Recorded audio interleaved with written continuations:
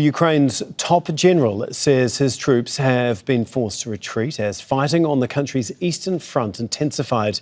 Well, Kyiv's forces have fallen back to new positions in at least 3 places along the front. The new positions are west of the Donetsk region. Well, for more on this, John Holman is live for us from the Ukrainian capital, Kyiv. And John, this is not only a big loss for Ukraine, obviously, but it's also a big admission too, isn't it?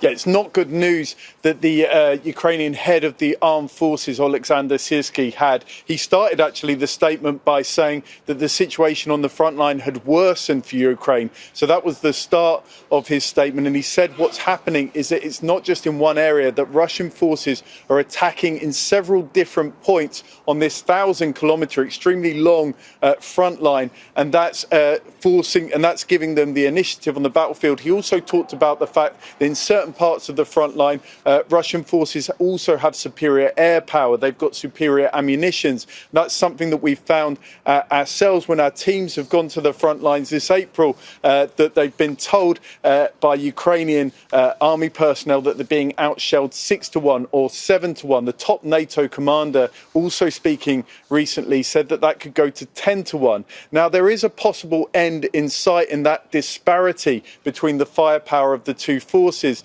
The United States has just approved a $61 billion military aid package for Ukraine after months of delays. The difficulty is for Ukraine when that will arrive. The first $1 billion of that is set to come from supplies that the US already has, so presumably could ship reasonably quickly. It doesn't have to procure that first tranche of its defense industry, and Ukraine will be waiting anxiously for that weaponry to arrive, including air defenses to protect not just its front line, but also its power plants. 80%, for example, of its thermal plants have been damaged or destroyed by Russian shells and missiles. So this is a critical point, really, for Ukraine and for Russia as it tries to press home its advantage before that expected aid arrives. It certainly seems that way. Thanks so much, John. John Holman for us there in Kyiv.